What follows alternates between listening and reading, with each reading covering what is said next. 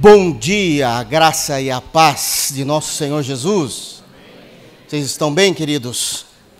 Graças a Deus porque estamos reunidos na pessoa de Jesus, celebrando o seu nascimento, mas acima de tudo, a sua obra perfeita em nós. Amém?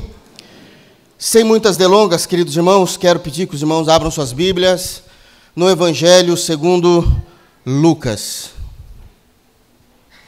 Quero pedir aos irmãos a licença e dar uma pausa na exposição em Mateus e vamos dar uma analisada no texto de Lucas, capítulo 2.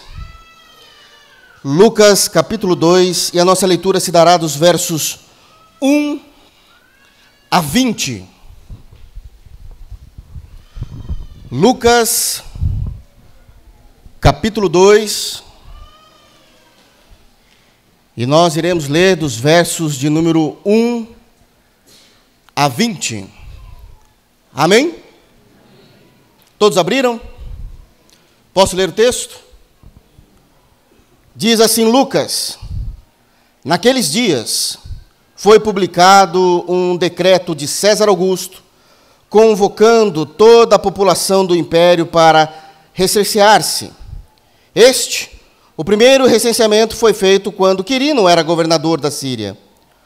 Todos iam alistar-se, cada um à sua própria cidade. José também subiu da Galiléia, da cidade de Nazaré, para a Judéia, a cidade de Davi, chamada Belém, por ser ele da casa e família de Davi, a fim de alistar-se com Maria, sua esposa, que estava grávida. Estando eles ali, aconteceu de completarem-se-lhes os dias. E ela deu à luz o seu filho primogênito, enfaixou-o e o deitou numa manjedoura, porque não havia lugar para eles na hospedaria. Havia naquela mesma região pastores que viviam nos campos e guardavam o seu rebanho durante as vigílias da noite. E um anjo do Senhor desceu onde eles estavam, e a glória do Senhor brilhou ao redor deles, e ficaram tomados de grande temor. Os anjos, porém, lhes disse: não temais, eis aqui vos trago boa nova de grande alegria, que o será para todo o povo. É que hoje vos nasceu, na cidade de Davi, o Salvador, que é Cristo o Senhor. E isto vos servirá de sinal: encontrareis uma criança envolta em faixas e deitada em manjedoura. E subitamente apareceu com o anjo uma multidão de milícia celestial, louvando a Deus e dizendo: glória a Deus nas maiores alturas, e paz na terra entre os homens a quem Ele quer bem. E ausentando-se deles os anjos para o céu, diziam os pastores uns aos outros: vamos até Belém, e vejamos os acontecimentos que o Senhor nos deu a conhecer. Foram apressadamente e acharam Maria e José e a criança deitada na manjedoura. E vendo, divulgaram o que lhes tinha sido dito a respeito desse menino. Todos os que ouviram se admiraram das coisas referidas pelos pastores. Maria, porém, guardava todas essas palavras, meditando-as no coração. Voltaram então os pastores, glorificando e louvando a Deus por tudo o que tinham ouvido e visto, como lhes fora anunciado. Amém. Feche teus olhos, queridos, vamos orar. Pai amado, no santo nome de Jesus, nós nos colocamos como tua amada igreja diante de ti em adoração. Fala a nós, Senhor.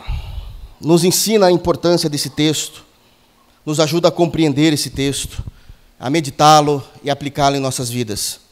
Que a tua palavra, viva e eficaz como sempre, venha nos transformar de glória em glória pelo Espírito do Senhor. É assim que nós oramos, no santo nome de Jesus. Amém.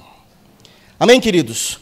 Como eu disse, nós vamos estar dando uma breve pausa no culto de hoje, na exposição de Mateus, e eu quero meditar com os irmãos nesse texto de suma importância a respeito de Jesus.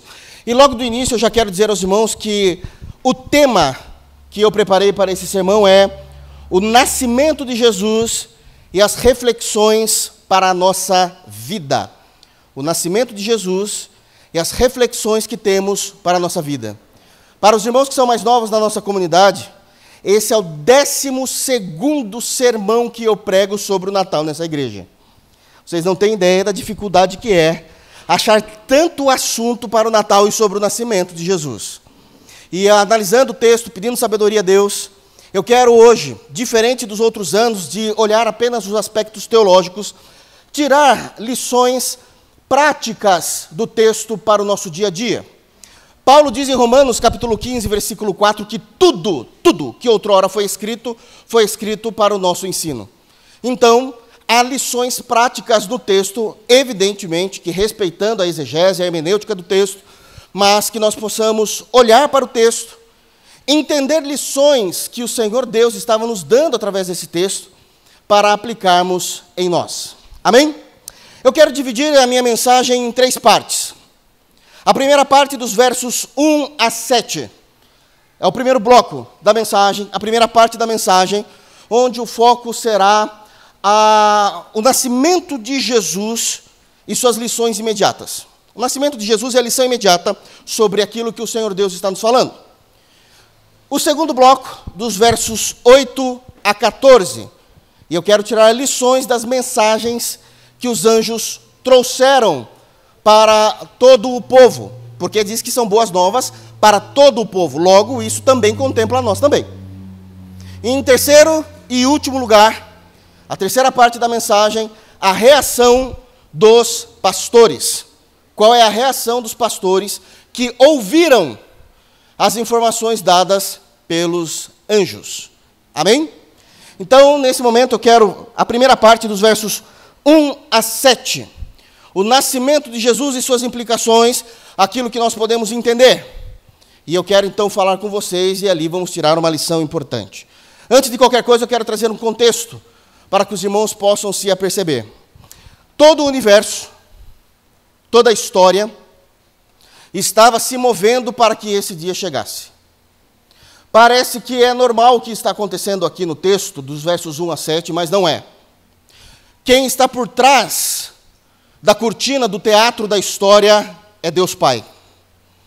Jeová está agindo exatamente neste momento, dos versos de 1 a 7, para que todas as coisas possam se cumprir de acordo com aquilo que Ele determinou. Jesus, Deus, homem, nesse momento, vazio de sua natureza divina, isto é, continua sendo Deus, mas não a usando, não lhe atribuindo nos dias a dias por ser uma criança, precisa necessariamente da ação de Deus Pai e do Deus Espírito Santo para que todas as coisas possam acontecer. O recenseamento era algo comum, mas não normativo nessa época do ano. Profecias existiam, como nós lemos hoje em Miqueias 5:2, dizendo: "E tu, Belém Efrata, a menor de todas entre as de Judá", isso significa, "E tu, Belém, casa do pão, Efrata", aquilo que significa que é abundância. Haverá uma abundância que sairá de você. O porém é que Jesus não estava em Belém. É o que o texto diz. Eles só foram para lá porque o governador pediu para que eles fossem recensear-se. Versículo 4 diz: "José também subiu da Galileia, da cidade de Nazaré, para a Judeia, a cidade de Davi, chamada Belém, por ser ele da casa da família de Davi, a fim de alistar-se com Maria, sua esposa, que estava grávida." Jesus não tinha nascido. Ela estava grávida. Os dias da gestação estavam se terminando. As mamães aqui presentes sabem o que é, findando-se os dias da gestação, uma mulher subir em cima de um burrico e viajar. Porque isso é servir a Deus. E às vezes a gente não se dá conta que nós estamos em perfeitas condições e damos as maiores desculpas para não servir. Mas eles estavam indo cumprir um objetivo bíblico, uma profecia. Uma profecia. Então este é o cenário do que Deus está nos mostrando nessa primeira parte do meu sermão, que é dos versos 1 a 7. Existe uma movimentação política. Essa movimentação política é para fazer um recenseamento. Certamente, aonde eles moravam, significava que eles precisavam ir para aquele ponto eleitoral de Belém, tudo se cumprindo de acordo com o que Miqueias havia profetizado. Maria estava grávida, já farta de seus dias da gestação. Jesus já estava para nascer e eles estão viajando rumo a Belém. Rumo a Belém. Como eles eram crentes, nós não nos damos conta que é só uma questão óbvia. Maria, sabendo que seu período de gestação está acabando e que necessariamente eles precisam ir para Belém, são judeus, conhecem a profecia de Miqueias, quem não conhece é a gente, que não lê, mas judeus leem o Antigo Testamento. E eles sabiam o que estava para acontecer. Todas as coisas batiam. Ninguém sabia o dia exato do nascimento de Jesus, mas os judeus sabiam o período. É só olhar para Daniel, o profeta. A partir do capítulo 7 está dizendo que quando chegasse o Império Romano, o ungido seria tirado. Para o ungido ser tirado, ele tem que nascer. Tudo está batendo. Tudo está batendo. Deus está fazendo todas as coisas. E eles vão até Belém. E quando eles chegam até Belém, eles percebem que realmente Deus está tomando conta de tudo e que existem algumas lições que Deus já está ensinando. Porque a primeira coisa que eles percebem é que quando eles chegam em Belém, não há uma única hospedagem para eles ficarem. Então Deus vai começar a apontar algumas questões práticas para nós. Como eu disse, o meu foco hoje será em questões práticas. O primeiro ato que Jesus realizou ao nascer, por conta de Deus Pai, que estava movendo a história de acordo com aquilo que ele havia profetizado, é nos ensinar a respeito da humildade. Da humildade. Mas eu não quero que os irmãos se enganem. O texto não está nos ensinando necessariamente, também nos ensina isso, mas o texto não está nos ensinando apenas a compreensão de que a humildade é não ter orgulho no coração. É muito mais profundo do que isso. O que o texto nos ensina é algo muito mais teológico do que simplesmente lutar contra o orgulho no coração. E é aqui que eu quero analisar com os irmãos. Percebam o mover de Deus.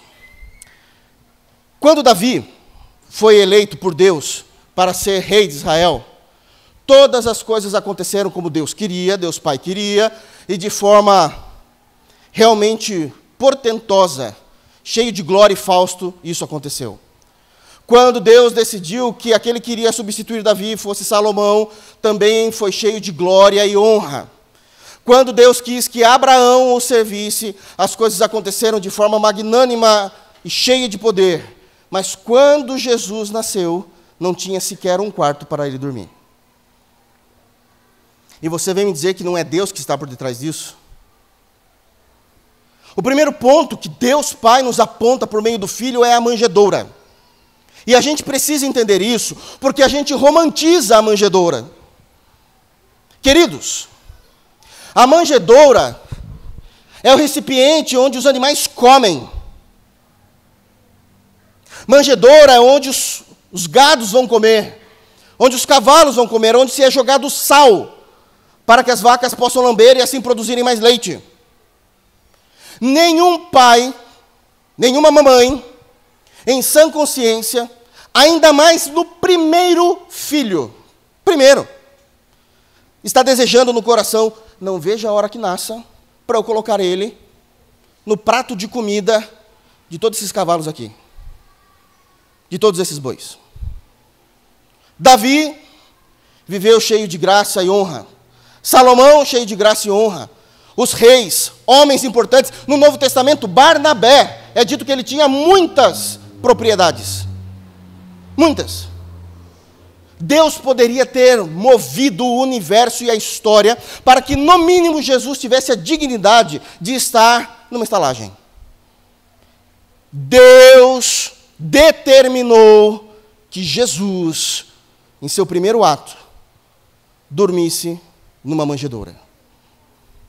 O Rei dos Reis, o Senhor dos Senhores, o Deus encarnado, não nasceu debaixo das luzes da ribalta. Não nasceu num ambiente instagramável. Não nasceu.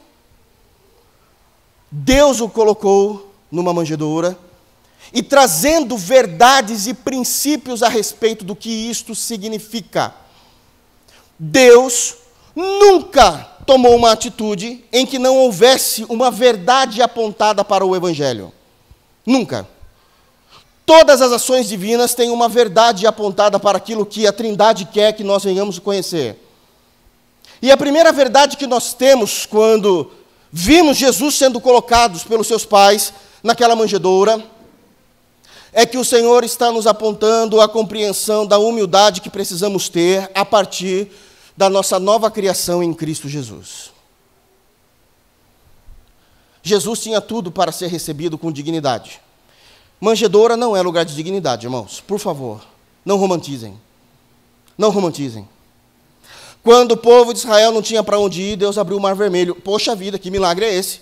E Deus Pai não conseguiu um quarto para o filho. Porque isso estava determinado. Isso é soberania divina. Nos apontando para algumas verdades. Que em Jesus chegou a nova natureza dos céus para os homens, a quem ele justificasse. E uma vez que nós nascemos de novo em Cristo, prestem muita atenção nisso, e eu vou mostrar isso nas epístolas. O Senhor está nos ensinando que o nosso verdadeiro tesouro está acima de qualquer luxo ou dignidade desta terra. Está acima. Eu não estou dizendo que a dignidade, não estou dizendo que o conforto e que o luxo é ruim. Eu falei isso, então ninguém vai falar, o pastor, não falei isso. Isso é muito bom. Mas Jesus veio com uma missão e ele precisa nos ensinar, em seu primeiro ato, que aquilo que para nós muitas vezes é considerado como tesouros, Jesus quer que nós venhamos abrir mão para que nós venhamos nos deleitar nele. E esse é um ponto, talvez, de suma importância para o cristianismo nos dias atuais. Sempre foi, mas possivelmente nos últimos dias. Porque os crentes da atual geração têm sido cada vez mais bombardeados com a necessidade de nós sermos parecidos com o mundo, de conquistarmos o mundo, de termos o que o mundo nos oferece, e o texto nem está falando de pecado. No nascimento de Jesus não está sendo tratado de pecado. Está falando de nós sermos novos cidadãos, onde o nosso coração há um deleite diferente do que o mundo oferece, inclusive de coisas lícitas. O texto não está falando de coisas ilícitas. O texto não está dizendo de pecados, daquilo que é transgressão. Está dizendo de onde deve estar o nosso coração. Esse é o primeiro ponto. Paulo vai trabalhar muito essa questão na problemática da igreja de Corinto. Abram, por favor, em 1 de Coríntios, capítulo 3. Olha só como ele vai trabalhar isso.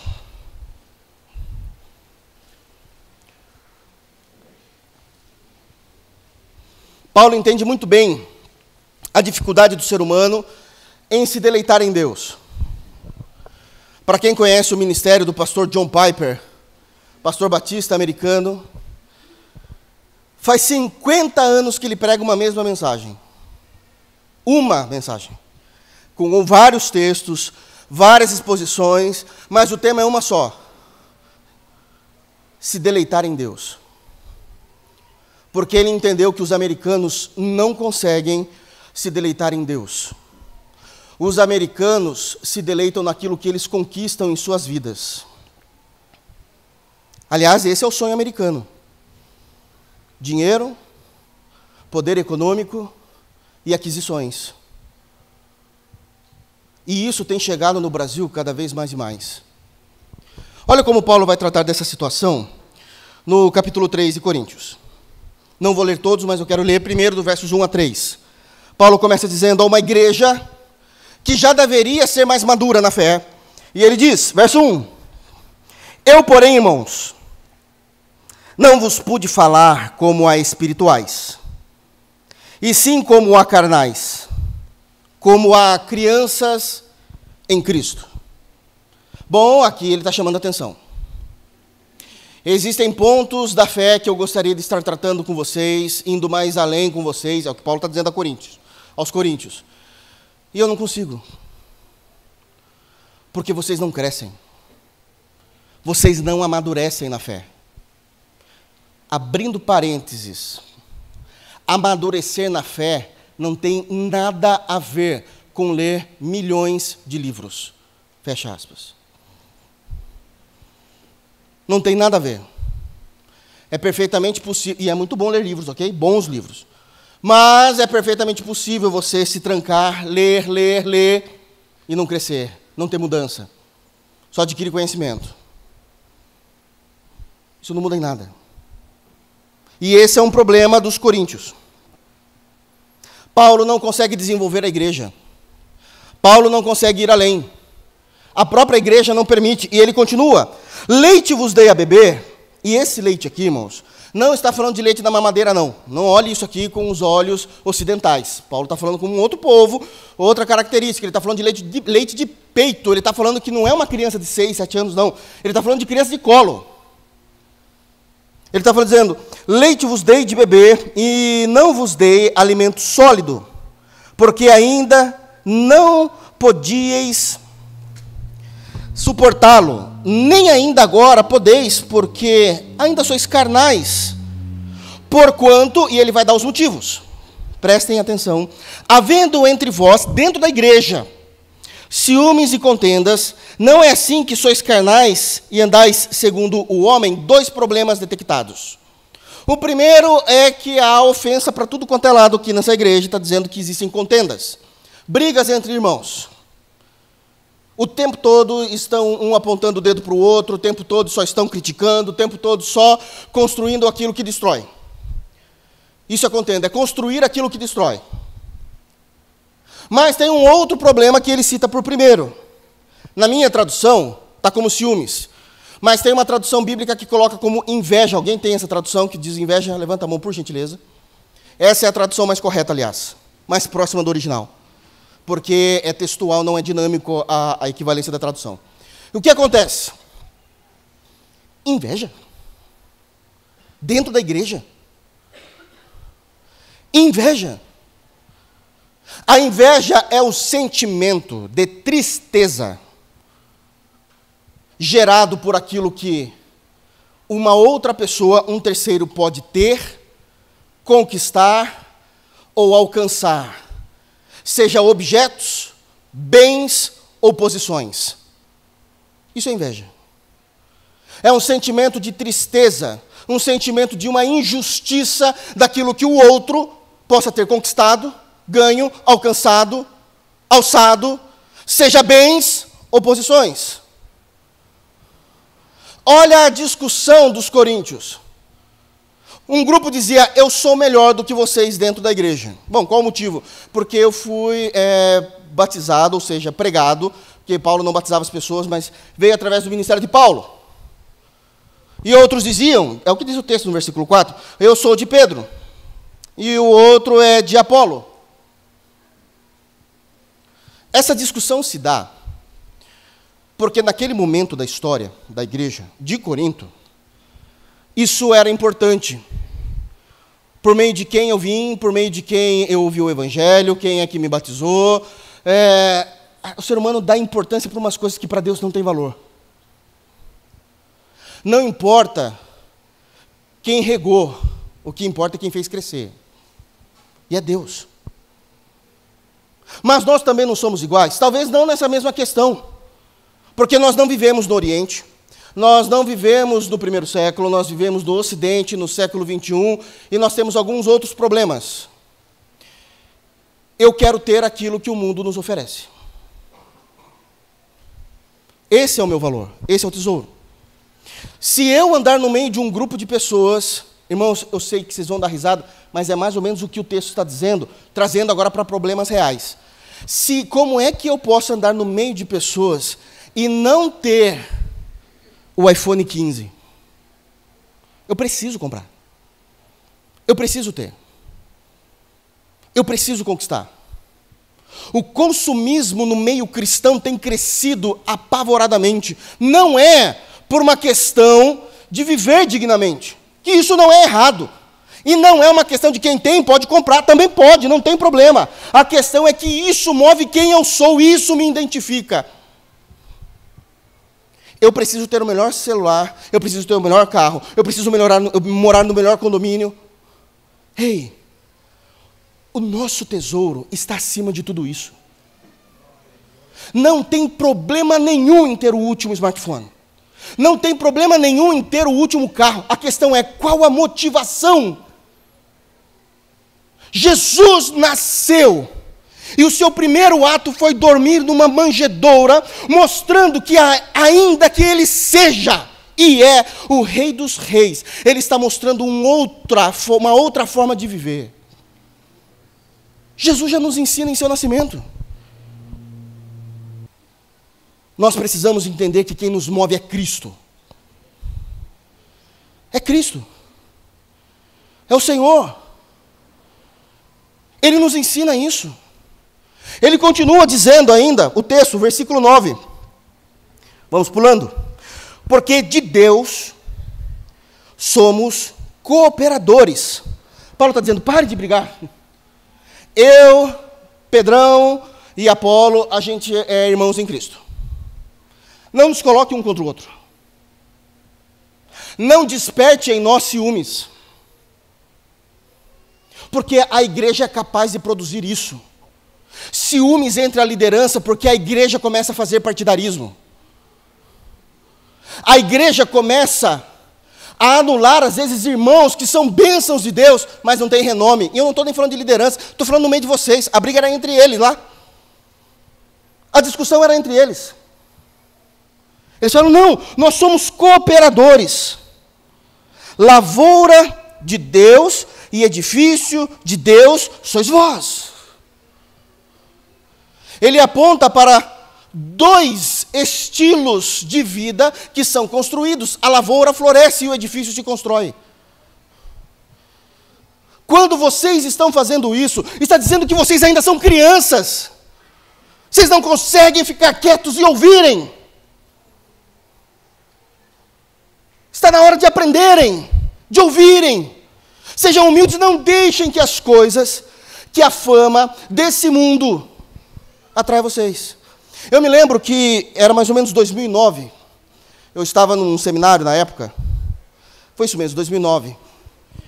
E estávamos falando sobre... Tudo estava começando a acontecer na internet, a nível de igreja, 2009. E estava um debate sobre os cultos serem televisionados ou indo para a internet. No primeiro momento não tem problema nenhum. Nenhum. Mas qual é o grande problema de igrejas que o tempo todo transmitem seus cultos? Isso foi detectado, não sou eu falando. Os estudos detectaram isso. É que, quando não é...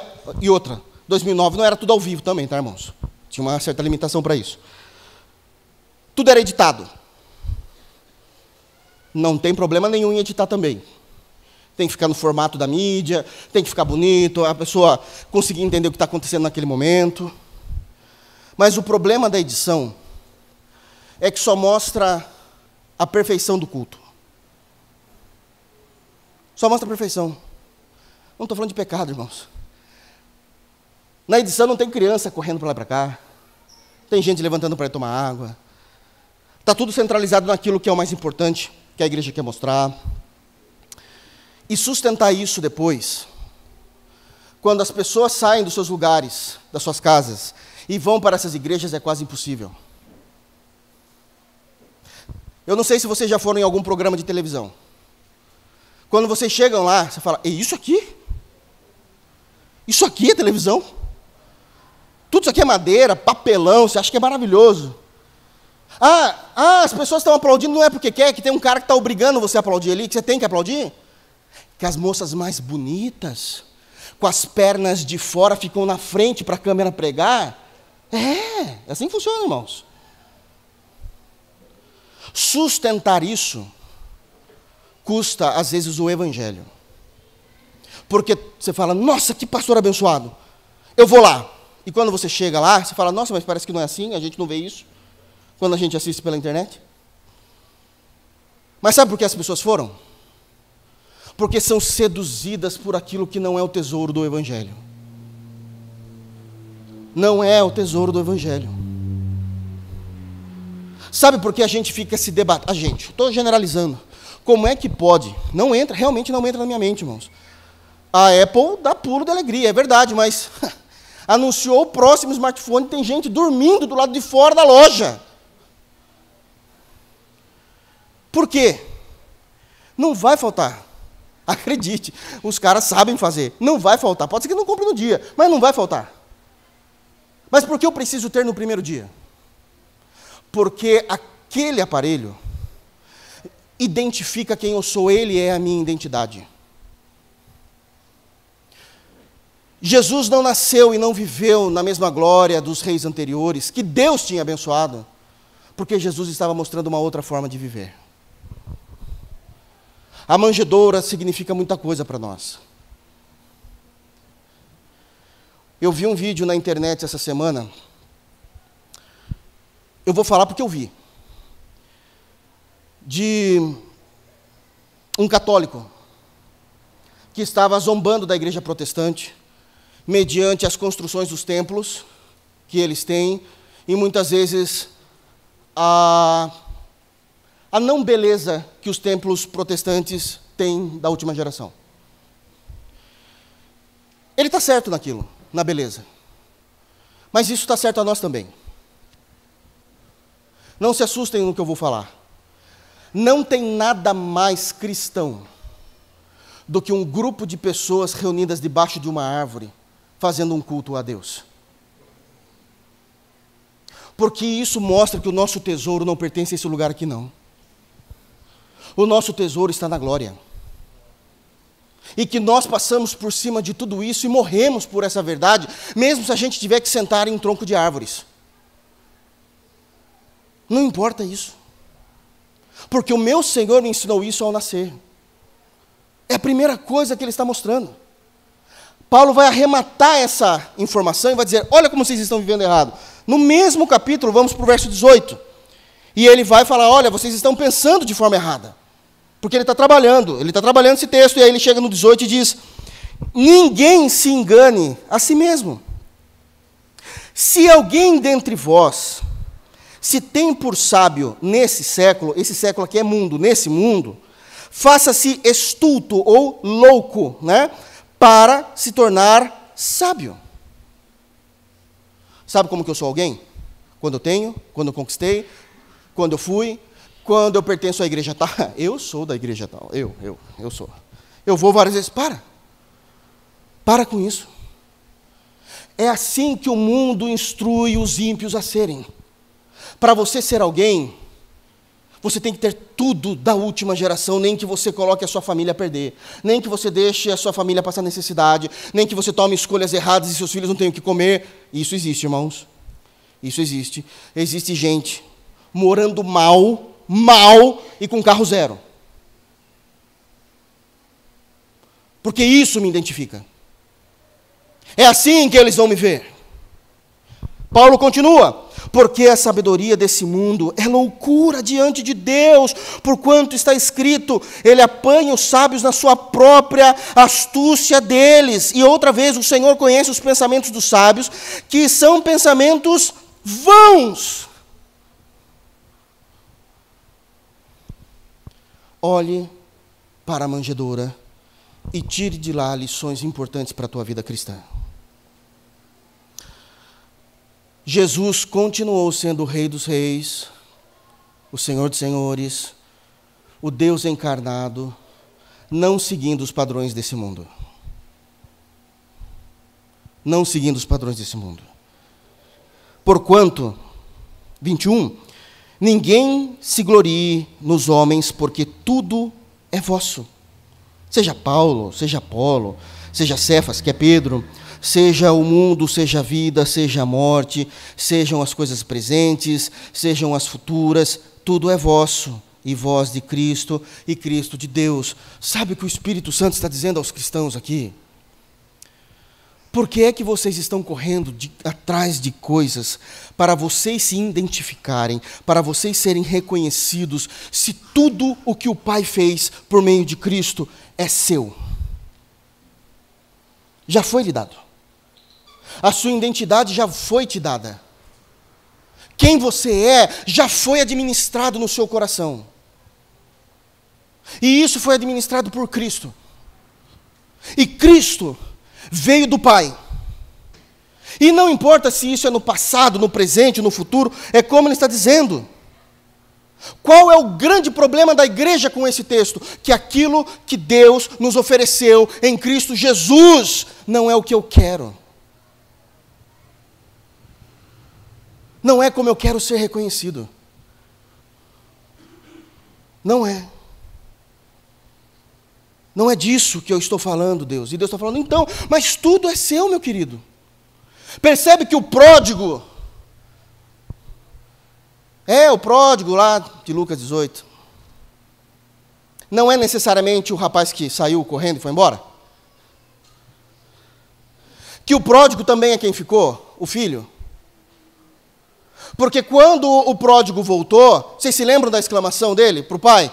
Pai, você vai matar um bezerro cevado para o rapaz que ele pegou todo o seu dinheiro antecipado, porque ele pediu a parte deles, e gastou com prostitutas?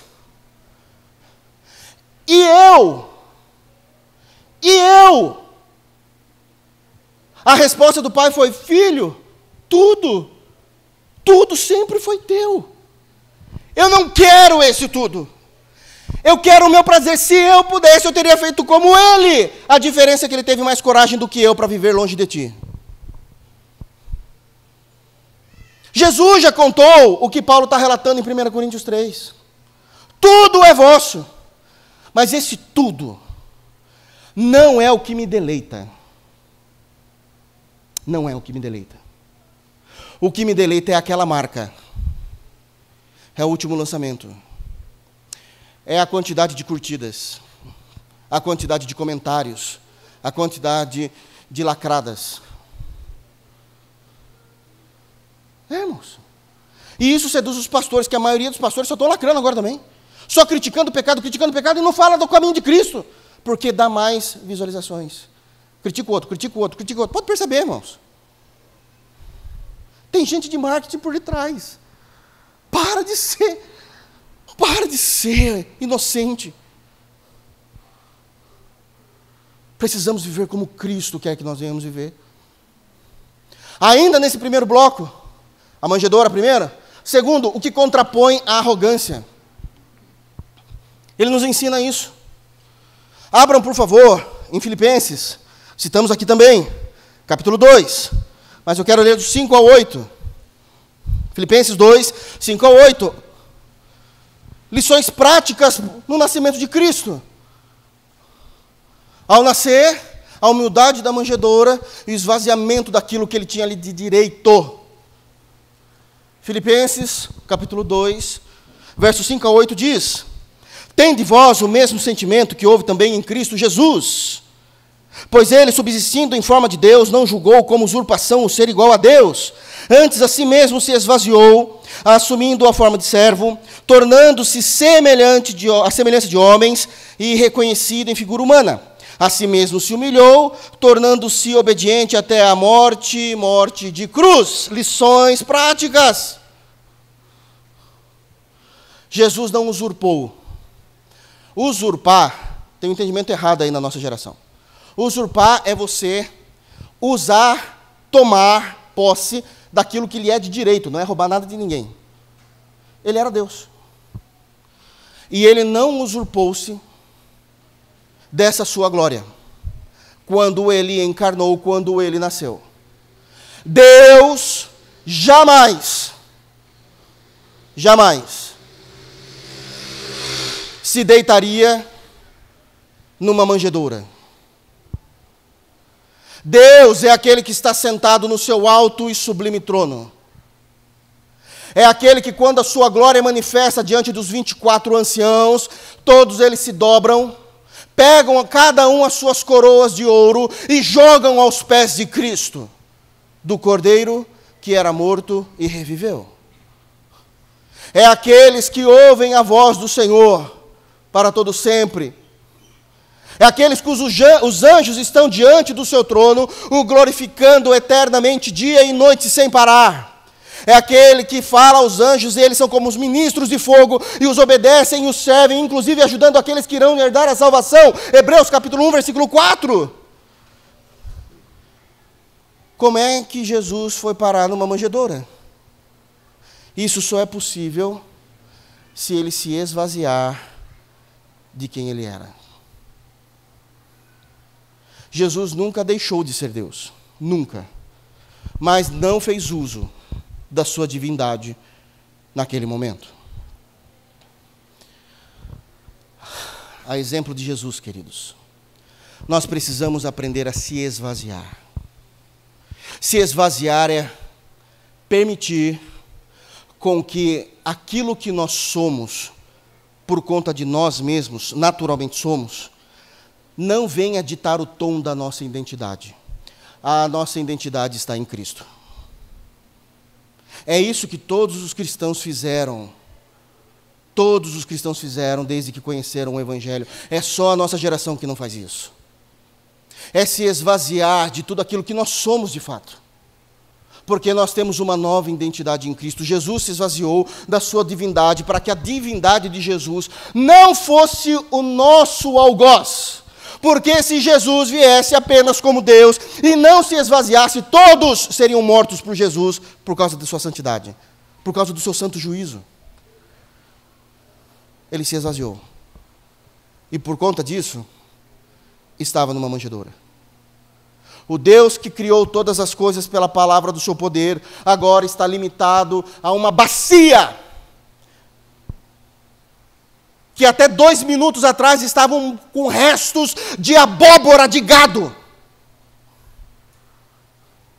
E para que ficasse um pouco digno dele se deitar, seus pais colocaram as palhas dos cavalos. Se esvaziar. Jesus é o maior exemplo do que não é ter orgulho. Não diz somente que ele se esvaziou. O texto continua dizendo que ele se esvaziou, assumindo a forma de servo. É o outro extremo da linha teológica. A majestade de Deus e ser um servo.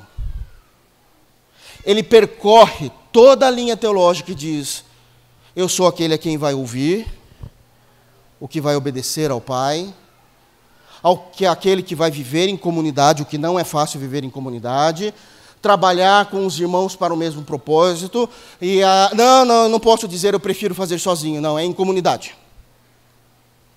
Porque Deus é uma comunidade.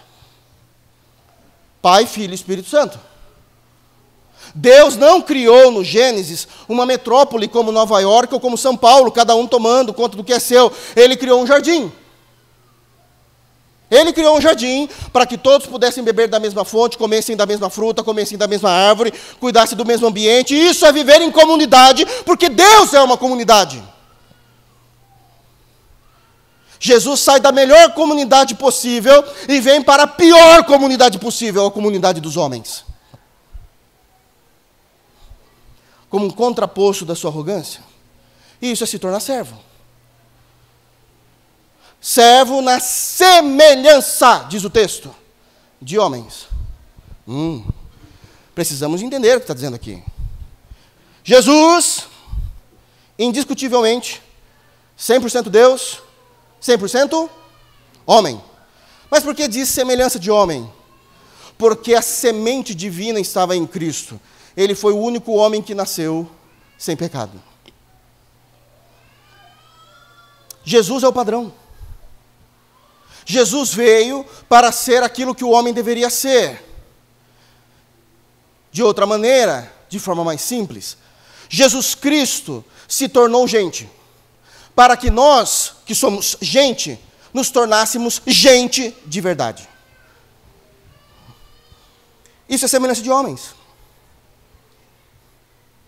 É claro, o texto continua dizendo, reconhecido em figura humana. Jesus literalmente nasceu de uma mulher, literalmente foi um homem. Jesus não é alguém que se parece com um homem, e você chega perto dele e vai dar a mão para ele, e sua mão atravessa porque ele é um espectro, porque ele é um fantasma, porque ele é um espírito. Não! ele foi reconhecido. As pessoas viram. Ele realmente nasceu, sendo o padrão da humanidade. O padrão da humanidade diante da Trindade é: esvazie-se de si mesmo, se encha de Cristo. Sirva ao Senhor Deus, e não a sua própria justiça, e seja semelhante a Cristo, no máximo que você conseguir. Jesus não está nos ensinando isso, numa manjedoura. Ele está nos ensinando isso. Ainda, nesse primeiro bloco, também nos mostra uma terceira lição. Se a primeira é a manjedoura, segundo o contraponto da arrogância, o terceiro é que Jesus é aquele que nasceu para morrer. O mesmo Isaías 9 que nós citamos e cantamos aqui, que um filho se nos deu, é exatamente o que o texto está dizendo, que um menino nasceu. Que essa criança nasceu em Lucas. É a primeira parte. Olha, está aqui, versículo 7. E ela deu à luz a seu filho. E é filho primogênito. Está no texto. Não é unigênito. Jesus é o filho unigênito de Deus. Primogênito de Maria. Maria teve mais filhos depois. Está na Bíblia. Está nas Escrituras. Mateus capítulo 13 fala, inclusive, quem são os irmãos de Jesus e os seus nomes. Mulher teve uma vida comum, de casada. Você acha que José ficava como? Olhando Maria lambendo a testa, irmãos? Parem de espiritualizar aquilo que é pecado. Um casamento sem sexo é pecado. Sexo antes do casamento é pecado, mas um casamento sem sexo também é. Simples entendimento, irmãos. Está no texto bíblico. Mas ele nasceu como um filho primogênito, e aí sim, de fato. Está fazendo referência a Isaías 9. 6, o menino nasceu, um filho se nos deu, mas também faz a mesma referência a Daniel 7,26, e ele será tirado. Isso significa que a morte de Jesus já estava declarada e decretada. Jesus nos ensina o sacrifício com abnegação. Abnegação é o ato de você abrir mão de um direito seu. Eu abro mão por causa de pessoas. Eu vou salvar pessoas. E Jesus nos ensina isso. Jesus nos mostra isso. Que o seu nascimento já decretava a sua morte. Porque todas as promessas do Antigo Testamento apontavam para isso. Jesus, em Deus Pai, nos ensina isso, lições importantes nessa primeira parte. Segunda parte do texto, 8 a 15, os anjos. Pois bem, os anjos foram até os pastores, é dito, dos versos 8 a 14, e se manifesta a eles, e nós temos aqui algumas lições importantes que devemos aprender com os anjos. Primeira delas, a quem a mensagem dos anjos foi endereçada? Primeira lição. A quem foi? Foi endereçada aos pastores. Pastores de ovelhas mesmo, irmãos, não é ministério. Ministério vai demorar para chegar. Aos pastores. Isso nos mostra que Jesus não nasceu no dia 25 de dezembro, isso é somente uma questão para se comemorar, mas Jesus nasceu possivelmente entre os meses de março ou abril, porque os pastores estavam lá numa noite, em Jerusalém não dá para ficar no inverno nesse período, a gente já tratou isso no Lendo a Palavra, quem entra de segunda-feira já sabe. Agora, eles apareceram aos pastores, e aqui a gente já vê realmente Jesus quebrando o protocolo. Todas as vezes que Deus se manifestou no Antigo Testamento, Deus sempre se manifestou à liderança primeiro. Deus instituiu as lideranças do Antigo Testamento, do povo judeu, se manifestava as lideranças e esse passava a informação ao povo. Isso também acontece na igreja atual, basta a gente ver em Apocalipse, nas 7 igrejas do Apocalipse, Jesus se manifesta aos pastores, os pastores pregavam às igrejas. Mas Jesus quebrou o protocolo. Jesus se manifestou através dos anjos diretamente ao povo, ao público. Porque os pastores, eles viviam à margem. Eles não são fariseus. Eles não são conhecedores e doutores da lei. Eram homens, crentes, esperando o Messias, mas que estavam levando a sua vida no dia a dia. Não tem problema nenhum com isso. E Jesus se manifesta pelos anjos através deles. Deus faz isso.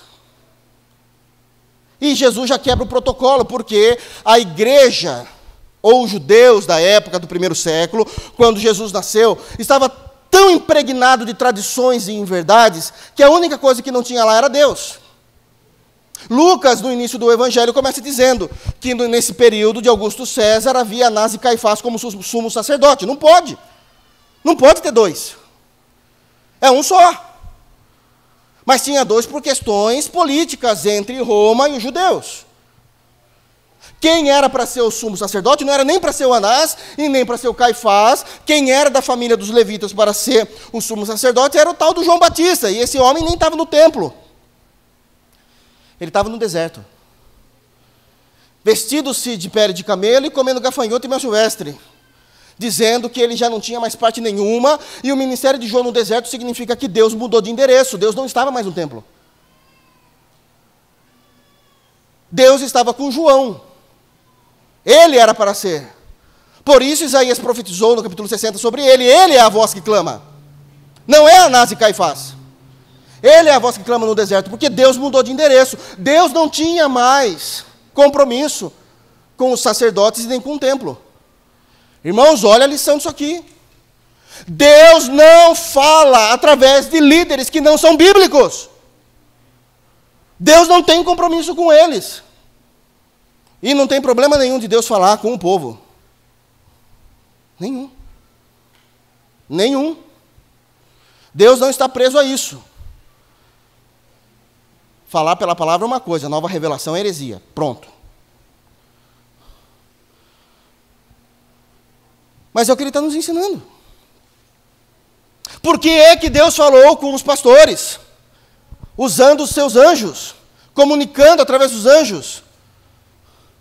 Porque do jeito que estava elitizado a religião dos judeus nesse período, quando o evangelho chegasse até eles, os fariseus e os doutores da lei iriam modificar o evangelho todo. Não pode ser assim, muito simples. Não.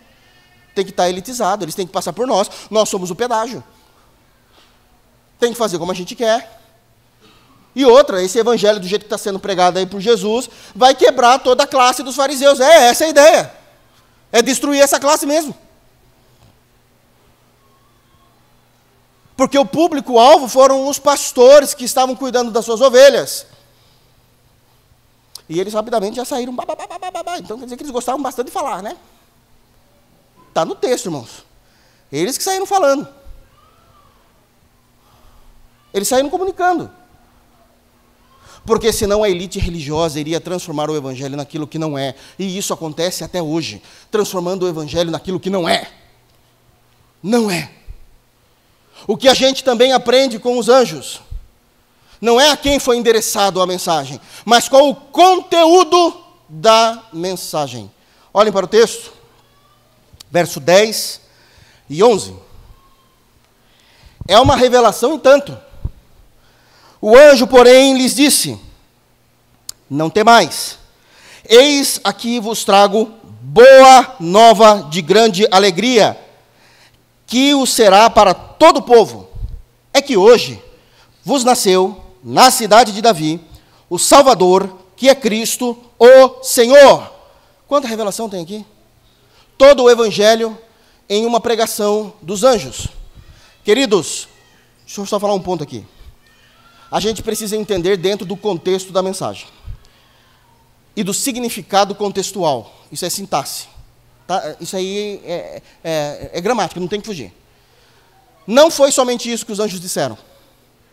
Isso é o tema principal do que eles falaram.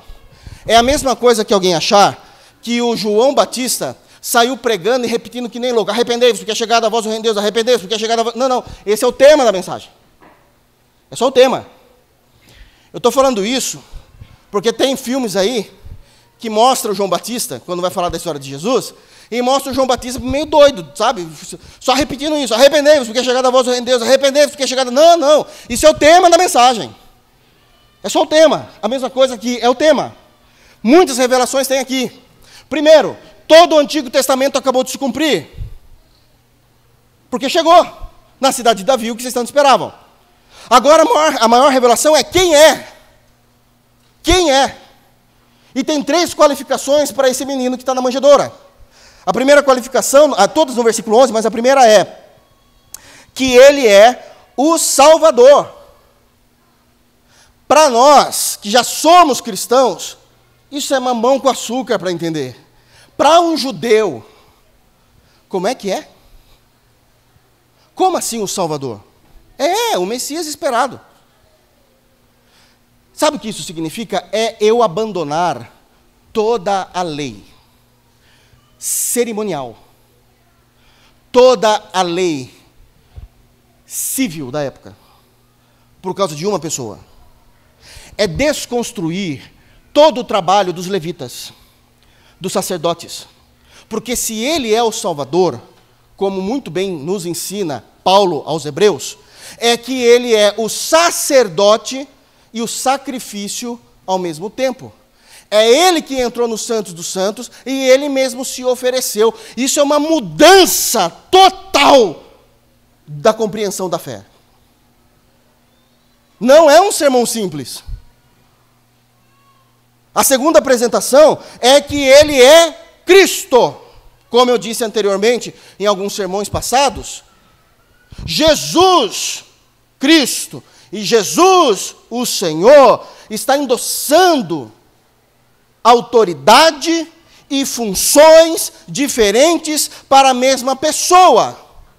Jesus, o Cristo, Cristo é Messias no Antigo Testamento em hebraico. Jesus, o Cristo, é Deus em missões. Eu vim resgatá-los. Jesus, o Cristo, é aquela fotografia de Isaías 61. Eis que o Espírito Santo desceu sobre mim para libertar os oprimidos, pregar o evangelho aos pobres, levar comigo os cativos. Esse é o Deus em missões. Ele é o Cristo. O que os anjos estão dizendo é, olhem para ele e o ouça. Isso muda tudo. A gente lê e não percebe. Ele é o Salvador, ele é o Cristo e ele é o Senhor. Kyrios. Ele não é mais um profeta. Ele não é Moisés. Ele não é Davi. Ele está acima de tudo isso. Ele é Deus. O Salvador não é simplesmente uma pessoa que veio governar Israel. Salvador é Deus que se fez homem e veio salvar os seus eleitos. Se a gente não prestar atenção no que o Evangelho está nos falando, irmãos, a gente passa desapercebido. Isso nos mostra que qual deve ser o conteúdo da nossa mensagem. A nossa mensagem precisa ter Cristo como o Salvador em tudo que nós falamos. Spurgeon defende isso maravilhosamente bem. Em tudo há a pessoa de Cristo salvando. Em tudo há a pessoa de Cristo fazendo missões em nós, nos transformando. E em tudo há a pessoa de Cristo no qual nós nos submetemos porque Ele é o Senhor. Assim deve ser as nossas falas, nas mais diversas modalidades, formatos e contextos em que a gente possa viver. Cristo é o Salvador, Jesus é o Cristo e Ele é o Senhor. Ele é o Senhor. O que mais aprendemos com os anjos? Quando eles vieram falar e trazer a sua mensagem. É impossível falar do Cristo e não louvá-lo. É o que aconteceu. Eles terminaram de falar sobre Jesus. Verso 13. E subitamente apareceu com um anjo uma multidão de milícia celestial, louvando a Deus e dizendo: Glória a Deus nas maiores alturas e paz na terra entre os homens a quem Ele quer bem. Jesus foi louvado, Deus Pai foi louvado, e existe uma mudança em nossos relacionamentos. Glória a Deus nas alturas, porque Deus amou você, Deus escolheu você e Ele veio te salvar. Paz na terra, presta atenção no cântico. Entre os homens. Não é a paz na terra entre Deus e os homens. O nascimento de Jesus é o suficiente para que não haja mais dissensões dentro da igreja local. A gente se esquece de olhar para a manjedoura o tempo todo, a gente só se lembra no Natal. Está no texto. Como é possível haver paz entre nós? Pensamentos diferentes, culturas diferentes, famílias diferentes, níveis sociais diferentes, porque Cristo é o amor do Pai, e Cristo é o vínculo da perfeição. Aonde for que a gente venha discutir, tudo pode ser resolvido na pessoa de Jesus. Tudo pode ser resolvido na pessoa de Jesus. E se existe uma demora em resolver algum entreveiro e alguma demanda, essa demora só pode ser sustentada por conta da nossa intelectualidade que não está dando conta. É um assunto muito delicado, não dá para se resolver hoje. Precisamos analisar os motivos, analisar todos os pontos, tudo aquilo que foi falado, ouvir todas as partes. Mas o foco é um só. Em Cristo, tudo será resolvido, para a glória de Deus. Paz na terra entre os homens. Ainda mais para os judeus, isso faz sentido. Ainda mais para os judeus.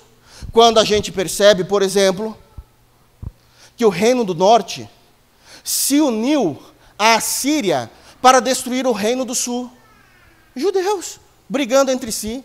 Quando a gente vê Esaú querendo destruir Jacó, quando a gente tem que ver um profeta, Obadias, se levantando, cuidando daqueles que são de Deus, em Cristo, paz na terra, entre os homens. Tudo se resolve na pessoa de Jesus. Terceira e última parte, a reação dos pastores. Reflexões importantes. A partir do versículo 15 até 20. Primeira ação dos pastores ao ouvirem os anjos. Imediatamente creram e foram até o Senhor Jesus. Olha o que é dito. Versículo 15. E ausentando-se deles os anjos para o céu, diziam os pastores uns aos outros: vamos até Belém e vejamos os acontecimentos que o Senhor nos deu a conhecer. Irmãos, nós estamos trazendo, isso aqui é um assunto delicado, mas os irmãos vão entender, nós estamos trazendo para dentro da fé consultorias humanas de gestão de pessoas. E eu entendo isso dentro do seu aspecto corporativo. Pessoas não são fáceis de lidar. Pessoas têm suas próprias visões de justiça social. É só você ver a visão da direita de justiça social, a visão da esquerda de justiça social, e tem aqueles que não querem a justiça nem para um lado nem para o outro, quer a justiça para o seu, não é nem para falar disso, para o seu bolso, que é o centrão. Aonde está batendo mais, eu vou. Irmãos, é assim que funciona. Discordamos como cristãos. É assim que funciona. Como eu gostaria que todo mundo aqui, um dia, quem sabe, a gente fala assim, a gente tem acesso, porque a gente é brasileiro, certo? A gente tem acesso a assistir o que está acontecendo na Câmara dos Deputados. A gente vai para Brasília e passa um dia. Eu quero ver um dia que vocês assistam como é isso aí. Vocês vão falar, isso aqui governa o Brasil? Ninguém ouvindo o que um está falando? Ninguém prestando atenção no que está sendo dito na tribuna? Não importa o que o cara está sendo na tribuna, importa o cara que vem com o seu assessor no meu gabinete, falar, eu tenho essa demanda de lei, você não quer assinar, tem algumas coisinhas que eu posso te dar. Você não está afim de passar aquela lei lá? Assina a minha, eu assino a sua. É assim, irmãos. Parem de ser inocentes. É assim que funciona. É assim que funciona. Mas a gente tem feito de tudo para que a igreja seja assim também. Como no mundo corporativo, a gente dá um treinamento e a gente fala assim, vamos esperar tanto tempo para a mudança e tal. A Bíblia não fala disso. Eu lembro de Jesus chegando até Mateus estava lá na coleta, cobrando injustamente os impostos. Jesus olha e fala, segue-me. E imediatamente Mateus seguiu. Mateus capítulo 9, versículo 9. Ele abandonou tudo. Zaqueu, desce da árvore. Convém-me hoje pernoitar em sua casa. Jesus não falou mais nada, ele disse, eu entendi. Eu vou devolver tudo o que eu roubei 4 vezes mais. Os anjos apareceram a esses pastores, e os pastores deixaram aquelas ovelhas onde estavam e disse, se o Senhor realmente nasceu, Ele vai cuidar das nossas ovelhas, e a gente vai vê-lo para contemplá-lo. Cuidado para não colocar diante de Deus uma perspectiva humana, dizendo, Deus, eu vou mudar, viu? Eu vou mudar, espera mais um pouquinho, eu vou mudar. Calma, para com isso, irmãos. A sua oração é outra. Senhor, no poder do Teu Espírito Santo, transforma a minha vida hoje. Faz um milagre em mim. Porque isso é uma questão de milagre. Me regenera nas áreas em que eu não consigo. Tira de mim esse pecado maldito que eu não consigo me libertar. Tira de mim esse ponto de vista que eu não consigo sair dele. E eu sei que não agrada a Tua palavra. Faz a Tua obra em mim. A gente não pede mais isso a Deus. A gente pede para Deus tempo. Eu vou mudar, Senhor. Deus, calma. Quando chegar a minha avaliação de desempenho, a gente vê isso aí. Não. É para hoje. Imediatamente, eles foram para Belém, atrás de Jesus, ver Jesus e contemplar Jesus. Sabe o que isso significa? Que eles foram os primeiros cristãos relatados após o nascimento de Jesus. São os primeiros cristãos relatados na Bíblia. Abandonaram tudo por Jesus. Segunda ação dos pastores. Se tornaram testemunhas de quem era Jesus. Olha os versículos 17 e 18, leiam aí. Olha lá. E vendo Jesus, porque eles viram e adoraram, divulgaram o que lhes tinha sido dito a respeito deste menino. Mas eles fizeram isso a partir da palavra de anjos? Não. A partir da palavra de Deus. Isso é interessante no texto. Porque no versículo de número 15, no final, diz assim, ó, vamos até Belém e vejamos os acontecimentos que o Senhor nos deu a conhecer. Eles entenderam que aquilo que os anjos estavam pregando não era a palavra de anjo, era a palavra de Deus. Então, se é a palavra de Deus, agora a gente pode testemunhar. Não foi Deus que apareceu para eles. Foram anjos. A gente não vê os detalhes.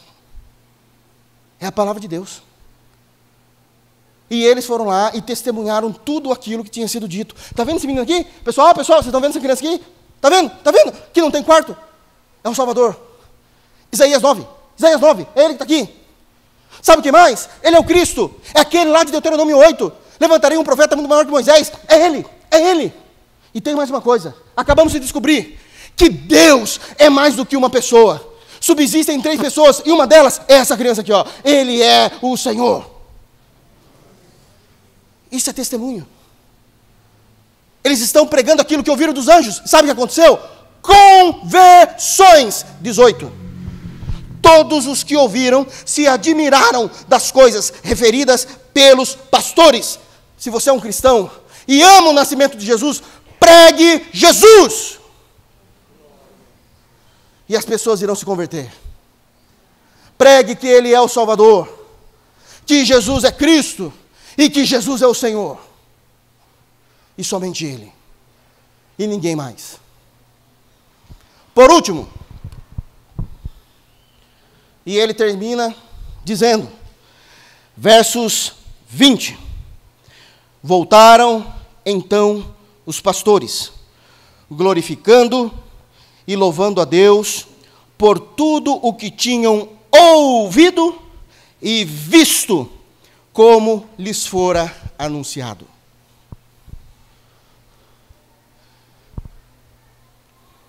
As ações. A primeira qual é?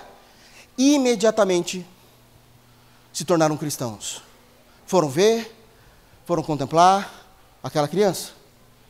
Segundo, se tornaram testemunhas de Cristo. Tudo aquilo que tinham ouvido, eles pregaram. Terceiro, todos aqueles que realmente viram a Cristo, o Cristo de Deus revelado no coração, passam a ter uma vida de devoção a Ele. Eles não estão cantando como os anjos. Os anjos já nos ensinaram a cantar. Eles passaram a viver devotos daquilo que tinham ouvido e visto. Vida com Jesus não é um dia. Vida com Jesus não é por 10 anos. Vida com Jesus não é por 30 anos. Vida com Jesus é por toda a eternidade. Nós estamos saindo daqui porque temos o nosso trabalho a fazer. Deus não nos levantou para outra coisa. Então eu vou voltar para o pastorado. Mas aquilo que eu ouvi e aquilo que eu vi irão nortear toda a minha vida a partir de agora. Uma vida piedosa em Jesus. Eu quero concluir o meu sermão, irmãos, trazendo rápidas conclusões e lições para aplicarem. Primeiro, de acordo com o texto. De acordo com o texto. Primeira conclusão. Queridos, amemos a humildade que Jesus nos ensinou e não a que o mundo nos ensina. É a que Jesus está nos ensinando. Deus, eu sei que tem coisas na minha vida que eu amo mais do que o Senhor. Seja sincero com Deus. Eu sei que tem coisas que eu faria, mesmo que o Senhor pessoalmente dissesse para mim, não faça, porque eu não tenho forças para combater. Muda meu coração. Me ajuda a entender que o meu deleite está em Cristo. Segundo, assim como os anjos, assim possa ser a minha boca. Sempre possa ter uma palavra de consolo, uma palavra de salvação, uma palavra de ânimo, boas novas para aqueles que precisam. Me ajuda a ser um reflexo do céu na vida do meu irmão. Terceiro, tudo aquilo, Senhor, que eu já ouvi e eu vi na Tua palavra, que seja lâmpada para os meus pés e luz para o meu caminho por toda a minha vida. É isso que Jesus nos ensina no ato do seu nascimento. Falando em questões práticas, nem entrei em teologia. Falando em questões práticas, que o nascimento de Jesus possa transformar a minha e a sua vida no santo nome daquela criança que nasceu em Israel, Jesus Cristo, o Salvador. Que Deus nos abençoe em Cristo Jesus. Amém? Vamos ficar de pé?